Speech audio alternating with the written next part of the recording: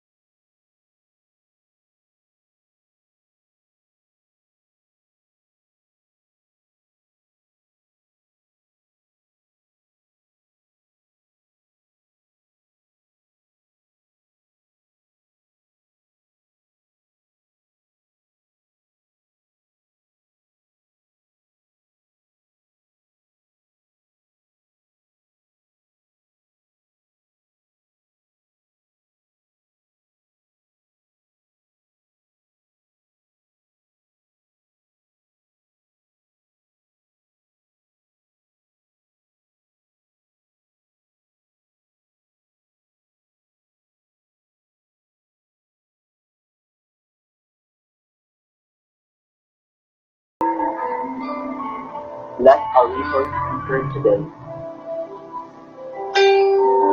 give her wisdom and give her more understanding. Father, fill us with the grace of the Spirit and continue to remind us that we do and accomplish is for the pursuit of truth, for the greater glory of you, and for the service of St. Louis Academy and for the community. We love you and we praise you. This we ask in the mighty name of Jesus. Amen. In the name of the Father, and of the Son, and of the Holy Spirit. Amen.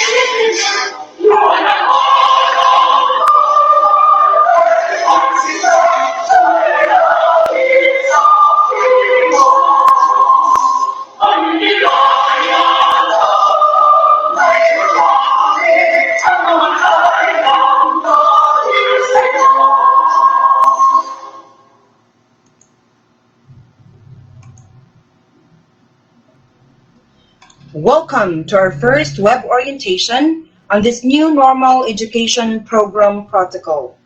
We are streaming via Facebook Live using the official page of St. Louis Academy, Daan Bantayan Campus. Tuning with us right now is our main campus, St. Louis Academy of Compostela, the Holy Trinity Child Development School of Yati Liluan, Cebu, is also tuning in since our school head is also their school consultant. And I would like to acknowledge the school administrator of Holy Trinity Child Development School, Madam Chirel P. Tolentino, and the school principal of HTCDS, Madam Thelma Trasforte. The school director of St. Louis Academy, Compostela Campus, Madam Luz D. Nagandran, and the assistant school principal, teacher Genevieve A. Luage, the school director of St. Louis Academy, Daan Bantayan Campus, Mr. Benjamin C. Alagbay, our school head, and at the same time, the school consultant of HTCDS, Dr. Charito T. Alagbay, our IT specialist, teacher Christian A. Orsabia, who contributed a lot in making this web orientation possible. Faculty members, Louisians, Trinitians, parents, friends, maayong udto kanatong tanan. School year 2020-2021 is a challenging year and a totally different from other years, especially in the life of our education system. It is no longer the business as usual due to the threatening COVID-19 pandemic. Schools will have its transition from face-to-face instruction to distance learning. And this is already a part of a new normal. We heard this new normal many times over radio, television, and even from our neighbors in the community. But the question is, how far are we in understanding and accepting this big change? The main purpose of our school head, Dr. Charito T. Alagbay, kung ngano nga ni-conduct siya ni ining web orientation, kay tungod nakita niya ang dakong pagpanginahanglan. Parents nga nagagikan sa mga public nga eskwelahan, even sa private nga eskwelahan, nagduha-duha kung mo pa-enroll ba sila sa ilang mga estudyante karon tuiga. Napuno ta sa mga pangutana susama sa kanus-aman, asaman, ngano man, unsaon man. This orientation aims to give you a clearer understanding and hopefully among matubag ang inyong mga pangutana. And for the information of everyone, dili pa kini mao ang orientation sumala sa atong naandan nga gibuhat sa mga niaging tuig.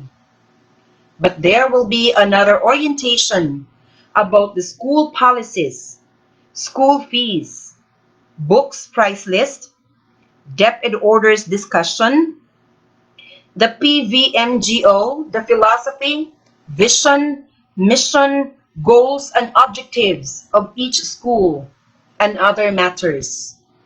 Just keep yourself updated through the official Facebook page of each school because we will be doing it separately. By the way, if you are experiencing technical issues or connectivity interfering, don't worry because we will also consider uploading this recorded video to our Facebook page and YouTube channel. You just have to click subscribe. This time,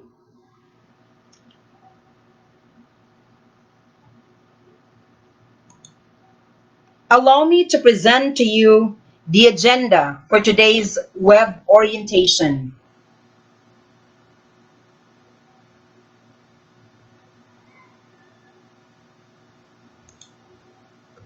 First, we have the school calendar of activities, followed by the overview of the delivery modes of instruction, sample class schedule, clusters of learning, other matters, and the open forum. To talk about the school calendar, let us now listen to our overall program and planning coordinator, Teacher Christian H. Ursabia.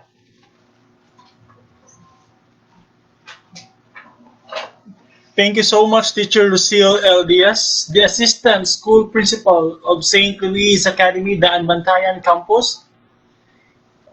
As the overall program planning coordinator of the institution, it is my honor to present to you the school calendar of activities for the school year 2020 to 2021. Based on the DepEd Order number 7 series of 2020, it says that the total number of school days for this school year is 203 school days, wherein we will be going to start the opening of classes on August 24, 2020. Here are the breakdown of the number of school days per month. In the month of August, we have 22. September, we have 25. October, we have 27. November, we have 23. December, we have 15. January, we have 24. February, we have 21. March, we have 27. April, we have 19. And a total of 203 school days. We will end our school year 2020 to 2021 on April 30, 2021. That's all for this time. Thank you so much, Louisians and Trinitians. Thank you so much, Teacher Christian A. Ursabia. That was our program and planning coordinator of St. Louis Academy, Daan Bantayan Campus. This time, let us embrace ourselves as we listen to our resource speaker who will give us the overview and at the same time the discussion of the different learning modalities.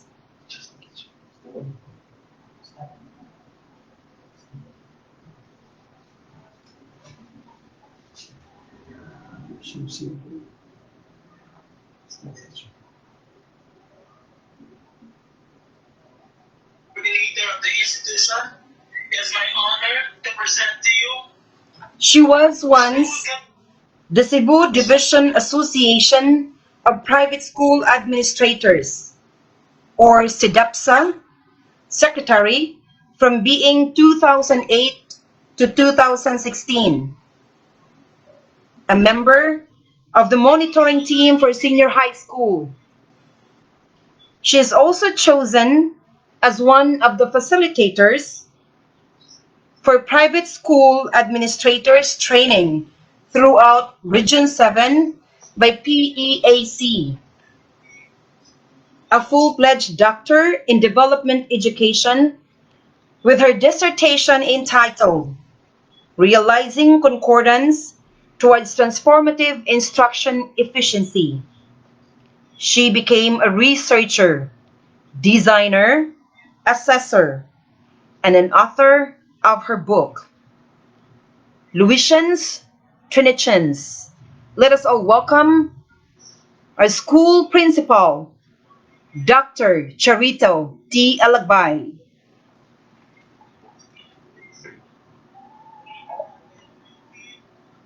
Thank you very much, Teacher Lucille Diaz, our Assistant Principal in the Anbatayan campus.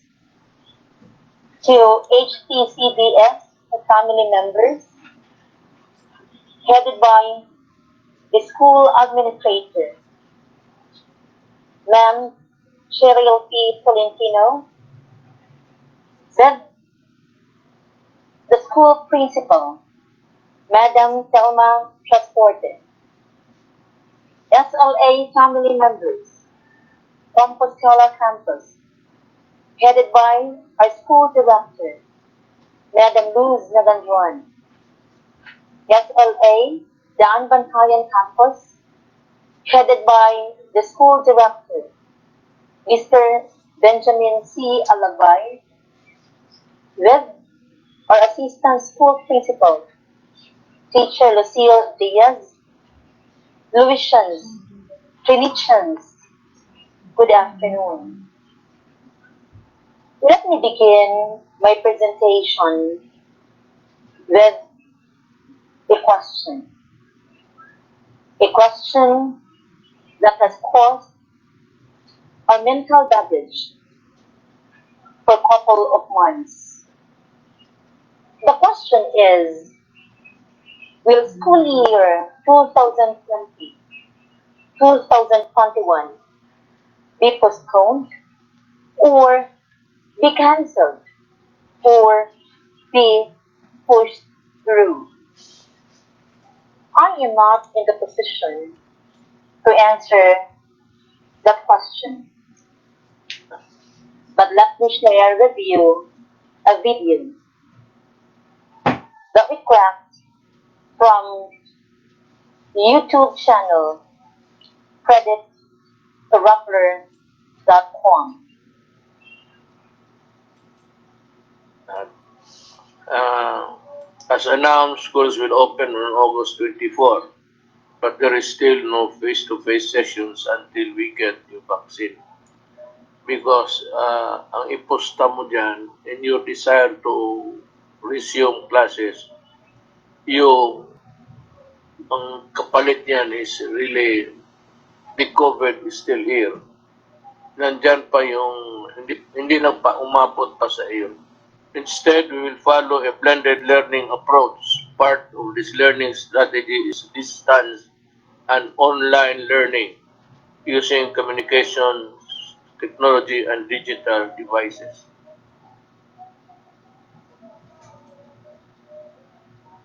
The question is clearly answered by our own president, Mr. Rodrigo Roa Duterte. Thank you so much, sir, for the enlightenment. But it is very clear in his pronouncement that there would be no face-to-face classes until vaccine would be available. And because of that, the parents have started to worry much. Naguol because they heard new normal education program. They are afraid to send their children because of COVID 2019. They don't want to risk the health, the safety, the well-being of their children, which we have fully understood because bisan kami sa amuang part, we are always putting the safety, the health, and the well-being as our topmost priority. But it's not mentioned in the video. There would be no face-to-face classes. The Department of Education has made its basic education learning continuity plan through DepEd Order number 12, series of 2020. As part of the learning continuity plan, there are different learning delivery modalities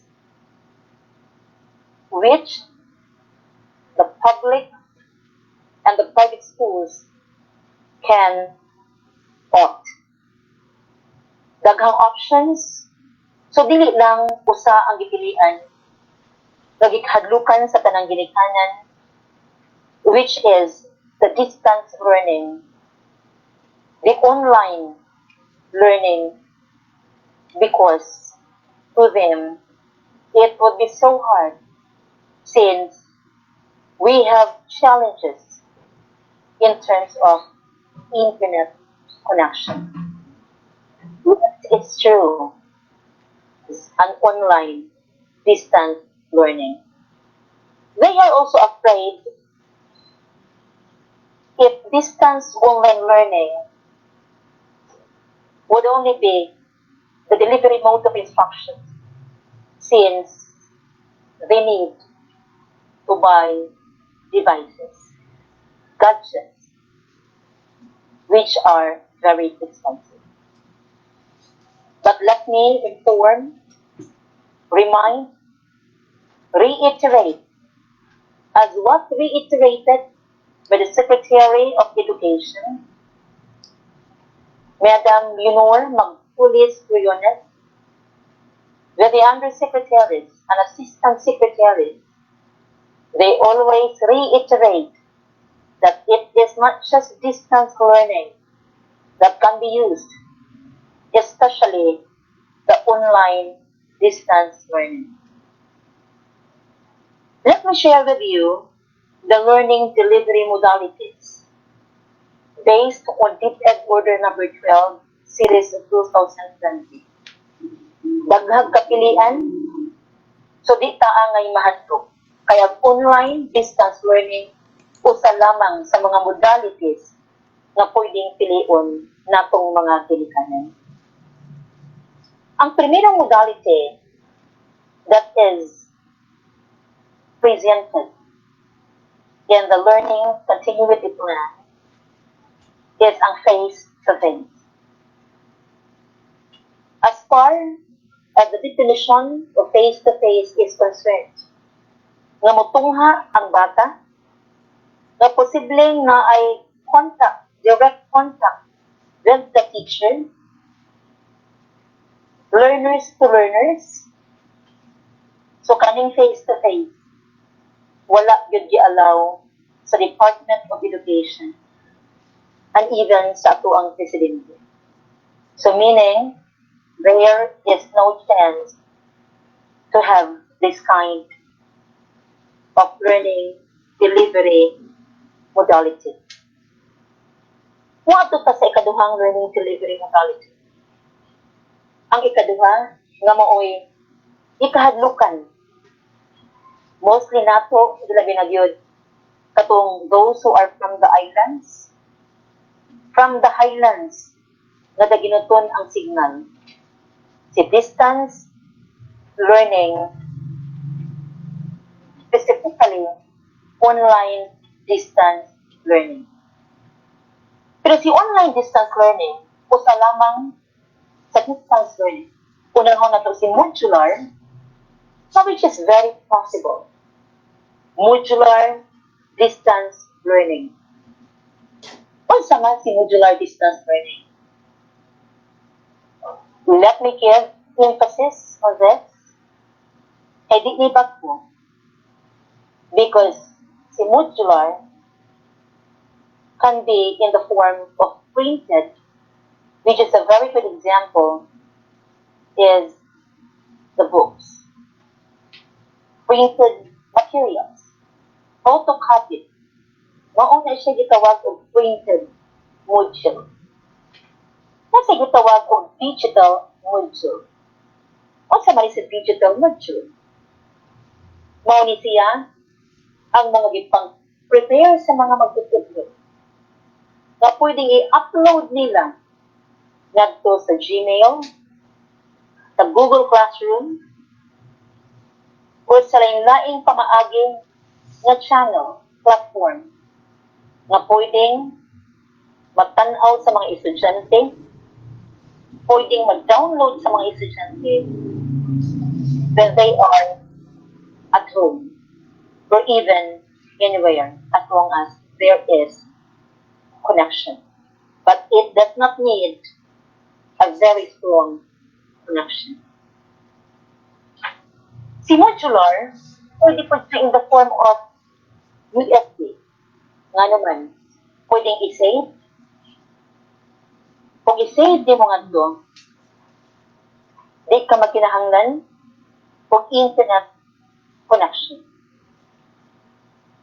Pwede siyang i-save sa DVD, sa CD, hindi ka magkinahanglan. Another type of distance learning is the offline. Si offline, distance learning gihapon. But what's the difference? You don't need internet connection. For the higher level, we can apply the offline through call conference, through conference via landline. Pwede naman. We could still communicate. They would still learn. But this is for the higher level. So we will have to go back to the online distance learning. Si online distance learning na ito sa kaklase. Same sa COVID-19 na ay symptomatic, na ay asymptomatic. Ang symptomatic, makita ang symptoms. Na-infected ka sa COVID. Ang asymptomatic, positive ka, pero dili ka makitaan ang symptoms. Same as synchronous online distance learning. So synchronous, meaning it's live, interactive, and it has its specific time kung kanus amo mag-meeting. This is a very good example of a synchronous online. Why? Because we interact. You can through the comments. We set specific time na di mo pwedeng kapili o inyong kagaluhan. Unless if you will have to review through recorded video. Muhisgot na sa kani asynchronous. Asynchronous, not saying asynchronous. Kasi asynchronous, it does not require specific time. Ang mga estudyante, pwede lang maka-check sa Gmail kung unsay i-upload nito sa teachers or sa Yahoo mahinuon or sa Messenger na kinahanglang ilang i-perform o dilibak ha ilahang tunan. There is other type of distance learning. Itawag siya o TV or radio-based instruction. As what we stated on the Secretary of Education, even the ASECs and the USECs, na ang sa balaod, kinahanglan 15% sa programa sa TV o sa radio, kinahanglang para sa education. And that is for free. For free, libre, sa tanang kinunan, wala ka na siya bayad. In just listening through radio, pumutan na o baka kag TV, nga naa sila'y ipagawas ng mga salida, which are educational, we will learn something. Kung saan paggamit sa mga magtutundo ni anang radio, TV, based instruction. Pwede mo set ang teacher, kung oras kung kanus-an ang ipagawas based sa ilahang TV program. And based on that, si teacher muhatag po siyag like mga essential questions para ang bata mismo maningkamot og tan-aw kay di man siya makatupag na sa essential questions kung dili siya mo tan-aw o maminaw sa programa sa TV or sa radio. So this is also another way of delivering the learning to our learners. So daghang klase na atong kapilian. So duha na ang atuang na-discuss sa learning modalities. Si face-to-face, si distance learning, nga si distance learning, daghan siya nga pwedeng kapilian. Na si online, na si offline, na si modular, na si radio, TV, based instruction, nga libre ni siya, na pwedeng mapapaminaw sa tanan. Si online na siya synchronous or asynchronous. Kay mao man hadlukan sa tanan. What if you will choose? Does it mean that we will have to do it full day? And what about the health of our children? Di ba gud makadaot sa mata or other side effects? So naman si asynchronous. And take note for the synchronous, di na pasabot na tibuok same sa face-to-face na sa alas City Media hangtod na sa 4 o'clock per secondary. Muadto ang mga bata ug maminaw sa mga magtutulog or mo-interact with each other, collaborate with each other. Kaya ang magtutudlo usa ka facilitator. But in the synchronous, they are only given limited time for the live online discussion kung mao man gani pilion. Karon mangutanan. What is the best approach for the learners? Ato nang tang-awon ang level sa learners. Kung may ingon ta, TV, radio, pwede. As long as for pre-elementary, there must be guidance and even grades 1 and 3. Kung may ingon kag online, again, they need guidance, constant supervision. Because pre-elementary, even grades 1 to 3, are what we call most vulnerable to inaccessibility to education. Kung sa COVID, sige tagkadungog most vulnerable, mga bata o katong mga edad 60 above, senior citizen. But on online distance learning, ang kaning pre-elementary, grades 1 to 3, kinahanglan og guidance, especially when they will do the learning task. Nga gitawag na to home assisted, facilitated learning task. So bisang unsa nga klase nga approach, posible nga mahimong best as long as there would be involvement of the parents, guardians, mentors, tutors, or the teachers. So dili kinahanglan nga lisod kung unsa gid. But of course, the online has many challenges. Number 1, kani yung internet connection. So the next learning modality that is offered to us by DepEd is the blended learning.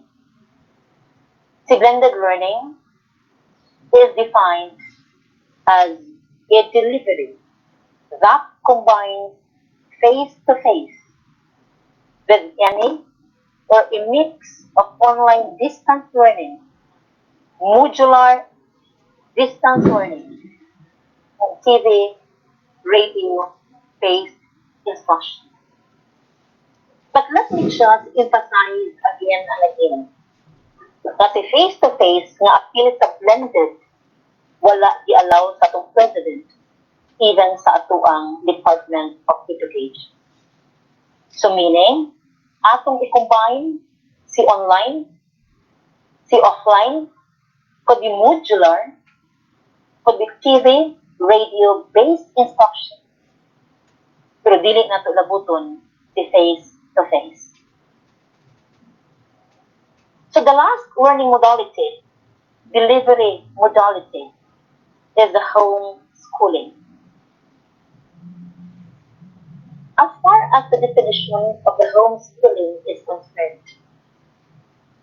from DepEd Order Number 12, it is defined as an alternative delivery mode that aims to provide learners with quality basic education.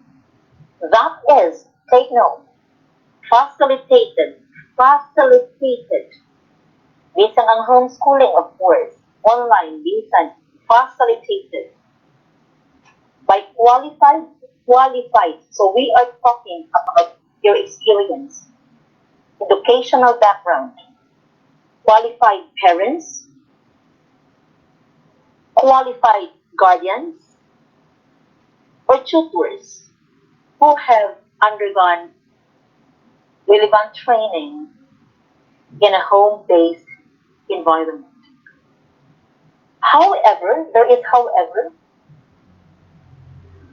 there remain several issues in its implementation, including the supervision of licensed teachers and alignments with the curriculum. Thus, this modality will be subject of deep ed issuance before its expansion. So we still have to wait for another issuances from the Department of Education for the guidelines, directives. So again and again, we have to summarize atong balik-balikon. Upat ka learning delivery modalities ang pwedeng kapilian. Sa upat ka learning modalities, si face-to-face mawagtang. Si blended pwede, pero mawagtang si face-to-face. But only online. Distance learning could be modular, online, TV, or radio-based. Sa distance learning, pwedeng piliin si online but you need internet connection. Pwedeng si offline na di mo magkinahanglan. Pwedeng si modular na di sa mo magkinahanglan o internet connection. Now, this time ang pangutanan. Willing ba ta na masuporta? We will always remember parents that it will always take our hearts and our hands ang atong kasing-kasing o atong mga kamot to provide quality education for our children. But if we will close our minds because we don't want to adopt the new normal, we cannot adapt. Hindi ka maka-adjust. But with the learning delivery modalities, daghan kay kagkapulitan. And I am hoping this time that we could be agents of change, to change your mind as to not letting your children go to school and send them. Why? Because they need you. Wherever you enroll your child, would be in the public, needs and asset, public or private schools, it does not matter. What matters most is your support. What matters most is to combat COVID-19 by sending your children through different modalities. So atong ipadayon o pagpa-eskwela atong mga anak. This would be part of their life. This would be part of the page of their life. Na maingon na sila one day na sa panahon nga nag-COVID, I experienced many things. Experiential learning, they will discover many things after all. So we will not close our minds. What is very important this time is the openness of the parents. Let us be open to new normal. Let us adopt and adapt. Let us try. Then we will see that there is always learning. New things means new learning. The next question is, unsaon sa mga ginikanan if they will have to send their children enroll for the school year 2020-21, choosing kung unsa ilang preference na modality ang pangutanan. Di bagod maglisod sa communication. Di bagod maglisod if they have questions, if they have clarifications regarding the instructions. Especially ang lower level, as what we said, we need constant, close supervision, guidance by the parents or guardians. It will not happen. Hindi pwede mahintabo na mag-listen. Why? Because we have communication channels. Communication channels that you can use in order to reach out the teachers if you have questions. Na si Zoom, na si Google Meet, na si Messenger, na si Google Classroom, na si Skype. Even the students can easily access these applications. If they have questions sa mga teacher after the live online, after modular ba, or after they will listen to TV, pwede niyang kapilian. Pero karon, that's for the online. Unsa man kung offline, unsa ang pag-communicate that we don't have connection. That's not the problem. The problem has always its solution. Natin gitawag o singular phone. We could still understand, communicate, pwede gyapon ta mong mapasabot, pwede mo mapasabot sa inyong mga magtutulog. O usa-usa nato using cellphone. Ang cellphone does not mean iPhone. It does not mean smartphone. Di kinahanglan kung dili mag-ingon nga maugi na siya. Pwede ra ang keypad phone. Naa si landline, for those who have landlines. Naasad ang written communication. Sa written communication, pwedeng i-drop nga to sa Dropbox para kuhaon sa mga ginikanan. Pero ang teacher mo natin tayo, pinaagi sa text message. Kung naapot may question, i-drop po siya. Kung sa module ka, kung sa learning, pwede mo kung pag-submit teacher. Na modular man siya. Drop it into the Dropbox.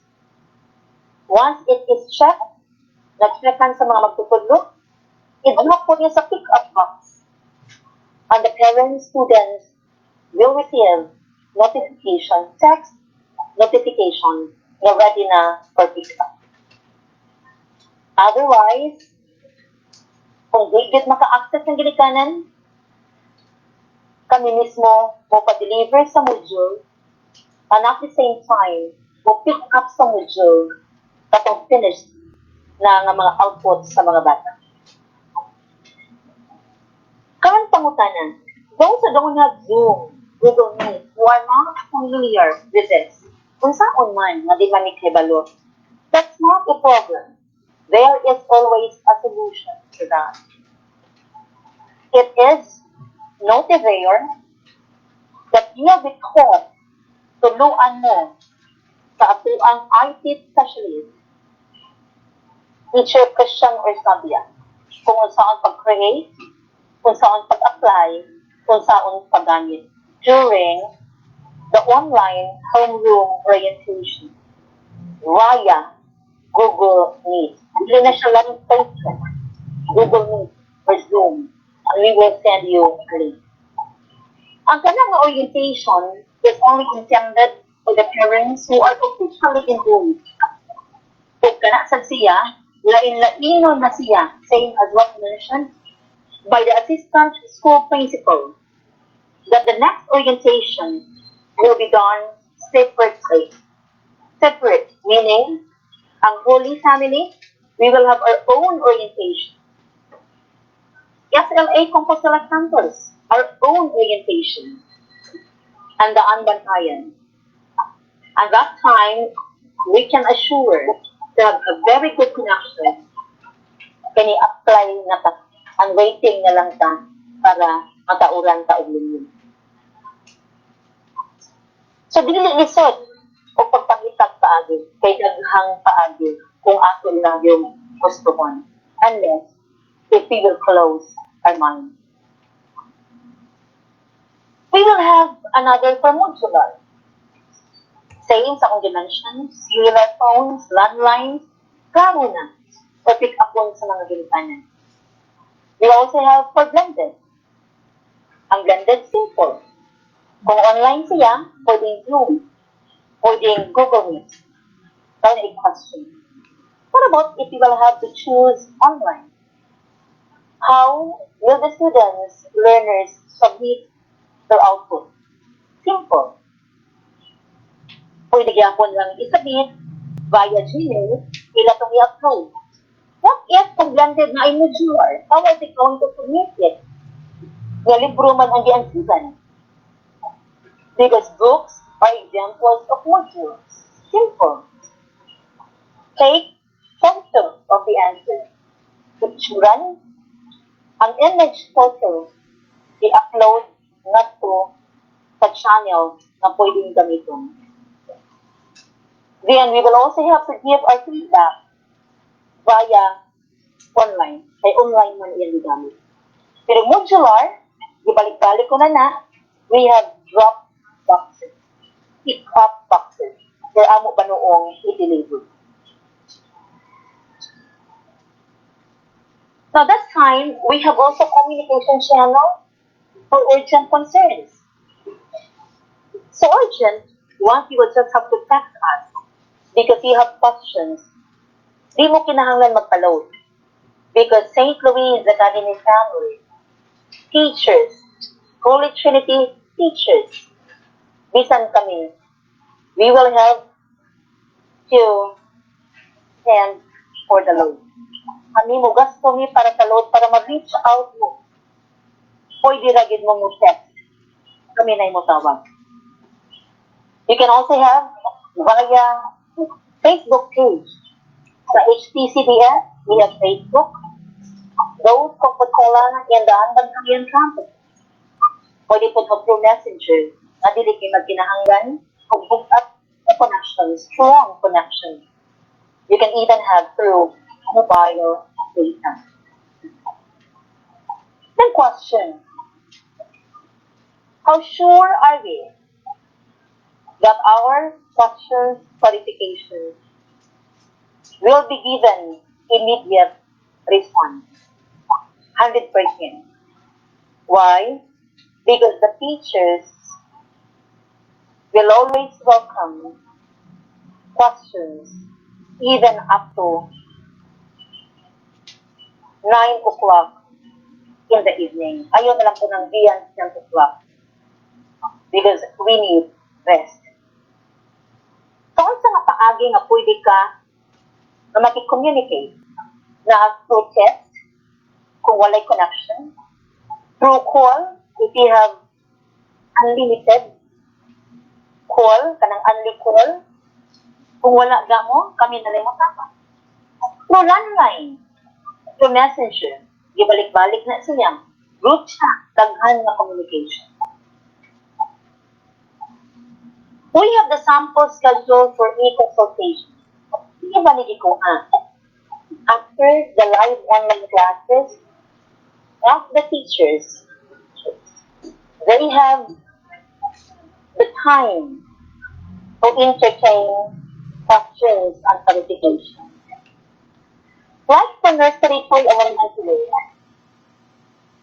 taga-adlaw na ay subject. From 2:30 until 4:30.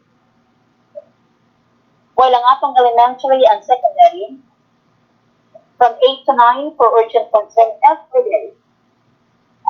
TTH or MW, depende sa ilang baon ng schedule. TTH, just for half day. Half day, ibuok sa market. Half day, tibuok sa Huwebes, ang Friday, 2 o'clock until 4. Anong 2 o'clock to 4 naman ang Friday?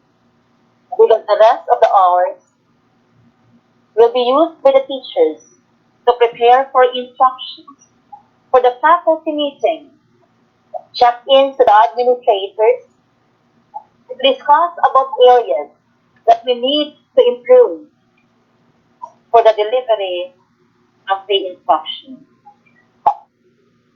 We also have for the e-payment.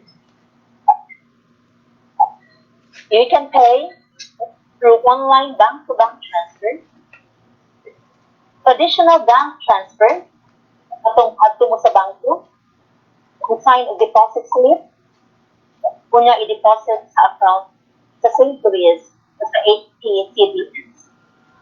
We also have the GCash, which is very common and the easiest among all. Kalala kay GCash apps, pwede na. So what do you need when you choose them? Bank details. In order to have the bank details, you need to send us a private message. And we will send you back the bank details. And the most common, ang ating usual na gubuhat, is over the counter. Ang over the counter, pwede gihapon as long as we will observe the health protocols like stringent social distancing, wearing a face mask, washing of hands, and we're also checking body temperature regularly. We also place foot bath at the entrance gate. The next agenda is we have the sample class schedule. As you can see there, alternative class schedule. Kung may pasabot sa alternative. Alternative means variant. Daghang options na kapilian. Because that's what I mentioned a while ago. Pwedeng Monday and Wednesday na klase yung pilihan. Pwedeng Tuesday and Thursday na klase yung pilihan. Or pwede sang iyang pilihan morning session of Monday and Wednesday or afternoon session of Monday and Wednesday or morning session of Tuesday and Thursday. Na ating mga sessions and I'll be discussing that later. For our pre-elementary, we have the slots. The kumingong kag slots, like MW slots, na atay 8 to 8:30. We also have the shortened class days per week. Mga shortened man. E tungod ang Friday, mawagtang. Kung ang bata iyang pilion Monday and Wednesday, Tuesday and Thursday, din siya mag-live online class, but it does not mean nga what siya bumaton. Ako nang i-discuss. We will have first the sample class schedule, again for the record. For the record. Sample. This could be changed, subject to change, based on the DepEd orders, new issuances, new directives. We made a sample so that it would be easier for us to explain and you can easily figure out kung saan mo ang gipasabot. We will focus on the time of the nursery. Kung tanawin mo sa nursery, 8 to 8:30. Around 30 minutes naman because our nursery is individualized instruction for one-on-one. Why did we make it one-on-one? Tungod we understand nga tuang dakong challenge kumingon sa nursery is the attentiveness. Dili lalim pag-captivate attention sa bata. Labi na kung siya, behavior yun. Wala pa siyang learning. And we want to ensure quality education. We want to give what is best for them. So atong the one-on-one impact for this school year, we can only cater 8 nursery learners. Unless kung na ay slot sa English na walay mo enroll anak at that's the time nga atong ihatag sa nursery. Look at pre-kindergarten by flow for nursery schedule to comp reserved places. Even for pre-kindergarten. Kindergarten, kung kinsay mag-una, kung kinsay mapili og una ang slot nga available pa, sila'y makakuha. So for pre-kindergarten, nakita niyo sa iyong slides din na we increase the 30 minutes to 40 minutes. But instead of 2-on-1, 1:2. So sa kamaisra, duha ka estudyante. Because we know that ang kindergarten are more responsible than the nursery people. Sa kindergarten, we increased 6 minutes. No, sorry. For 16 minutes. Sorry. From 30 minutes to 40 minutes to 60 minutes. But it is 1:3 ratio. Why? Because they are more responsible. Again, what happened? Kung piliin mo sa 8 to 9, so 8 to 9 ka. But when that 8 to 9 is already full, yun na ka pwedeng masunod. First come, first served cases. We only have one sample for the elementary because all of the levels have its own schedule. 2 hours and 30 minutes. Alternative. Monday, Wednesday, Tuesday, and Thursday. This is just a sample again. So we only have morning sessions, Monday and Wednesday, Tuesday and Thursday. But in the afternoon, we don't have afternoon session. So Tuesday and Thursday, like sa atong gikaingon earlier, na gigamit siya para sa checking, i-criticate, i-feedbacking, collaborative presentation. So ang gibuhat sa bata sa Monday or Lunes, we will have to present with Tuesday afternoon. Kung ang bata Tuesday ilang klase, we present nila with Thursday na so that the child has ample time to perform, to finish the given task. Same as the secondary. Well, for secondary, we also have 2 hours and 30 minutes. Again, alternative, but it does not mean once you don't have the class, what will I do happen? Because they will have to finish the given task by the teacher. Tatagan man din sa mga tasks para ilang i-perform, para ilang i-comply, then you need to give them ample time. Now, the summary of sample class schedule. Nursery, 30 minutes per session with 1 pupil, as you can see on your screen. Occurs. Pre-kindergarten, 40 minutes per session with 2 pupils. Kindergarten, 16 minutes per session with 3 learners. 1, 2, 3, 2 hours and 30 minutes with 8 learners. So, walo ra ka estudyante ha, taga session, imagine. So, we can really ensure quality education. Kung karon we experience the challenge of internet connection, nadaot, wala matabong, permitong atong ilal. Pero that's not a problem.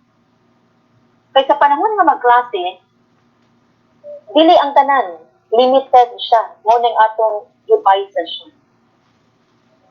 So ang grades 4 to 6, kung online, pero kung modular na may daghan na klase, sige, don't need to worry because everybody will be given the same attention, the best that we could give, and will receive quality instruction. Same for grade 7 to 10, 2 hours and 30 minutes. For the grades 4 to 6, 2 hours and 30 minutes with 10 learners because they need to collaborate, to interact, and they are more responsible compared to 1, 2, and 3. For the secondary, for the grade 7 to 9, 15 learners, which is very manageable. And for grade 10, 20 learners. As what I said, there is a question. What will the learners do if they don't have the online classes or learning schedule? As you can see on your screen, if they don't have that live online, like Monday, Wednesday, ilaha, or Tuesday, Monday, Wednesday afternoon, they perform the task. They do the activity. On Tuesday afternoon, they will present it via Zoom, Google, with the rest of the classmates. E mo man ang half day na atong klase sa Tuesday and Thursday. Now, for Friday schedule is on your screen, 8 to 2:30. 8 till 2:30. Instructional planning with preparation after meeting. But the rest is for the consultation, e-critiquing, e-feedbacking, or if there are activities that you need to present online or via offline, then that is also the time. We will have the last agenda, clusters of learners. What do you mean by clusters? And why are we doing this? The cluster, grupo sa mga estudyante. Among gibuhat ang clustering para mahatagan yun kung isakto kung unsa man ang gipanginahanglan sa ating mga estudyante base sa ilang performance level and their internet connection and the available devices. In each cluster, we have 3 clusters. Cluster A, Cluster B, and Cluster C. Again, this is for sample use only. And every cluster, we have also different categories. The cluster A, na itulo ka categories. Category A, positive. Category A, negative. And A without addition sign. Kung si pasabot ni cluster A. Si cluster A positive means with a very strong internet connection. So meaning, obviously, yung pilion online. Na combination of module because we have books. Pero more on online yung submission, for example, ang communication. And this group of learners have a final rating of 90 and above in most of the learning areas. So kanita ng cluster A, ang iyang final rating 90 and above din sila. Pero mo deeper lamang sila sa internet connection. Nga naman, sa A negative, dili kay kung anak kanindot iyang connection. So ato po na siyang ibilong sa grupo na dili kay ko sa connection. Why? You imagine group of learners. In a group of 8, sa grade 1 for example, 5 nila, kusog ang connection. 3 nila, hinay. So, sa may mahintabo sa hinay ang connection, mawagtang to sila So makaluluoy sila in the end. Mo nang atong gigrupo. Pag-abot ni A, wa na gyud siya connection. So purely iyang gamiton modular approach. Modular given submission, di siya mo gamit og key submission. Pero katong drop box system or pick up system. Pag-abot ni cluster B, say nga si B positive, B negative, o B na ay mauni ang mga categories sa cluster B. O sa kalainan, ang kalainan na yun nila is the level of performance. Kaya kung si A, students with 90 and above final rating in most learning areas. Si B, 85 and above. Makita diha na si B positive, strong connection. Si B negative, poor connection. Si B, what na yun connection. Cluster C means students with final rating of 75 and above. Maunay kalainan gid nila ilang level of performance. C positive, strong connection. Si negative, poor. Si C, wala. So, now na ito pag-cluster. How are we going to do that? For example, Monday morning. Kana nga Monday morning, MW, para na sa katong mga cluster of C. Nga na ay strong connection. Katong sa Monday or Wednesday afternoon, para na sa cluster A, nga na ay poor connection. Kana si Tuesday and Thursday morning, para na sa mga group of students na wa naging connection, pero ang final rating 90 and above. So same ra na sa atong mahintabo ni cluster B ug padung ni cluster C.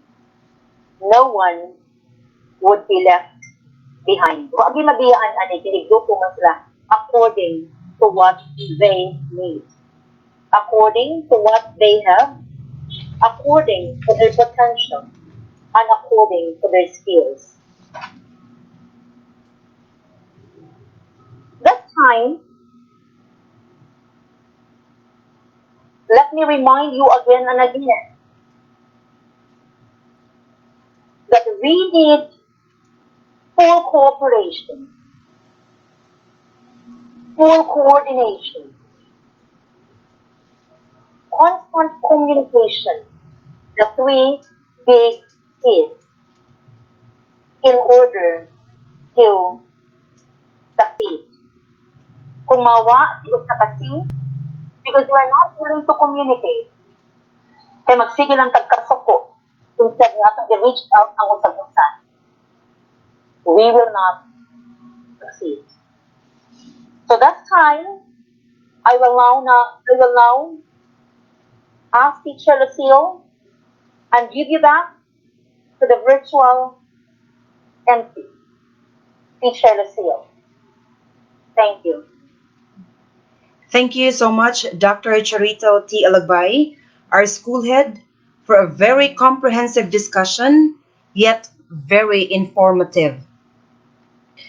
During our live earlier, using our official Facebook page of St. Louis Academy Daan Bantayan Campus, we read comments on the comment section, and there are a lot of participants who are having connectivity issues or technical difficulties due to signal interfering. Among gipangayo ang inyong pagsabot because this is a great challenge, not just on your part, but ours as well.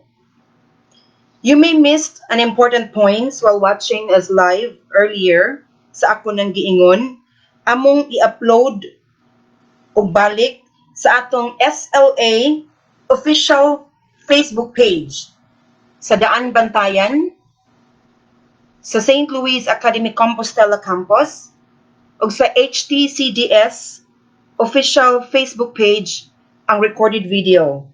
so you can replay, review at your own pace.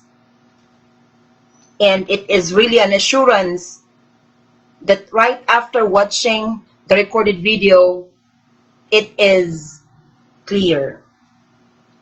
This time, we will proceed to the other matters. We have school policies, the school's PVMGO, general guidelines of parents and guardians, setting up the e-conference. But these are the DepEd updates, DepEd order number 7, number 3, number 20, number 8, number 36. These things will be discussed during the separate orientation, which will be done by each campus. So all you just have to do is to keep yourself updated to our official Facebook page so that you will get a notification on the next schedule. We will be setting up another web conference for that. So this time we will proceed down to the open forum based on questions and comments we received through chat and text. Let us all welcome Teacher Christian A. Orsabia, our moderator.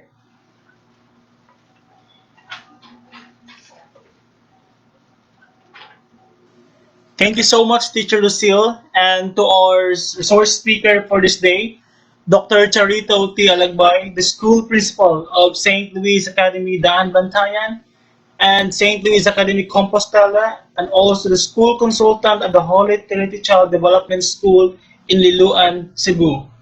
This time, before I will proceed to the virtual questions sent to us via comment, chat, and text, allow me first to give you these insights on what to do, the things that you need to prepare and create. So students, if you're listening right now, both Louisians and Trinitians, you are required to make your own Gmail account. And if you have smartphones, laptop, tablet, or PC, that would do. And if not, there are other ways to ensure that the delivery of learning will be really given to you and the instruction is really good.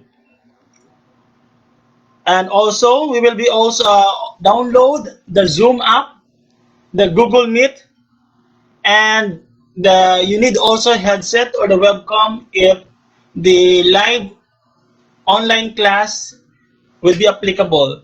And also, if you have cellular phones or either keypad for messaging, that would do. And this will be also discussed to you by separate orientation through online homeroom orientation by the class advisor of each campus per grade level. This time,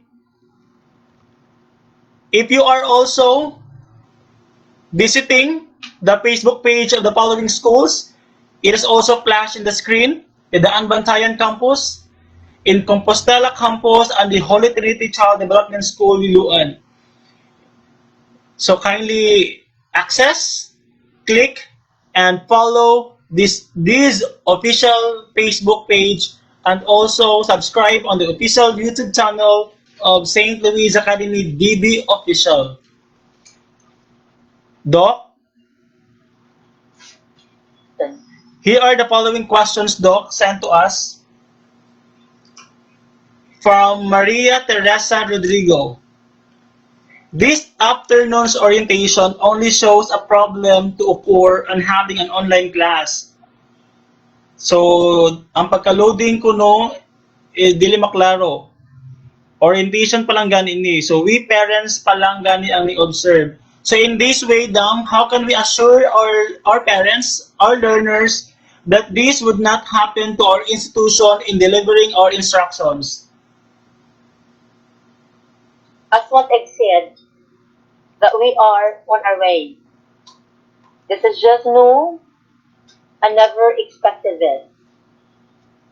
One actions that we have done, but only that we're just waiting until Globe personnel, PLDT personnel will attend us. We will upgrade. We will have to provide other connections in order order to solve this problem. As what I've said, this is too early to judge and to jump into conclusion. As what I mentioned earlier, that each problem has its own solution, unless if we are not willing to solve the problem. St. Louis Academy and Holy Trinity Child Development School are proven to do immediate action, whatever concerns problems, for the benefit of the learners, for the common welfare of everybody. We will not turn our backs, but we will have to face our responsibility. Rest assured, that's my word, that we will do something. We are still a month of June. We still have enough time. Thank you so Thank much, you. Do. And still, we have another question coming from Ma'am Donna Zabadika, one of our parents here in the Anbantayan campus. She asked is how to cope up with this online class if we have a slow internet connection. Teacher Christian, that is somehow related to the first question. I told Okay, you. yes, Dam. And Wait, number three questions now is how are we going to assess the students in using the online class? same as what mentioned, that we'll be using the platform like the Google Classroom, in which teachers can upload questions there and the students can download if they will choose the online. But if not, modular through printed material as what we usually do. They don't have to worry because that would be included during the online homeroom orientation with the concerned teachers, teacher advisor, subject teachers. Okay, teacher question. Next question. Okay, thank you, Dam. That's all for now, Dam. We only received three messages, and if there will be another questions, Dam, we will just have to reply in a private message to them using our official Facebook page. And this time, I will give this time to Teacher Lucille. Thank you so much, Teacher Christian or Sabia. Again, our moderator. Parents, Louisians, Trinitians, we may not be able to cater all your queries right now, but as we said, pwede rin ninyong i-chat, pwede rin ninyong i-message, pwede rin ninyong itawag, as well, based on the Facebook page we flashed earlier on your screen. You can just click it and then rest assured that whatever questions that you will be raising, that will be catered. So any addendum, Dr. Charito? So this time, allow me to end this online orientation by congratulating St. Louis Academy, Dan Bantayan, for being granted the certified status. This is not possible without the full cooperation, the sleepless nights, much effort coming from the faculty members, non-teaching staff, SSG officers. Our special thanks to the President, Kisha Amor Kaputan, for a big contribution, and to the PTA officers as well. So much, Louisians. Another thing as well, by saying, in oneness, there would always be success. Let us be united as one. in combating COVID 2019. Let us continue the learning of the learners, as what the Department of Education reiterated, that learning must continue. Thank you and good afternoon. Thank you so much, Doc. Hopefully, mga ginikanan, nakapapukaw kini sa atong mga kasing-kasing not to give up the education of the future leaders who are our children because of this pandemic. Hashtag virtual learning instructions. Hashtag Laban Luisians and Trinitians. Once again, thank you so much for sparing your time tuning in. This is Lucille L. Diaz, your virtual host for today's web orientation, signing off. God bless us, Thank you, everyone.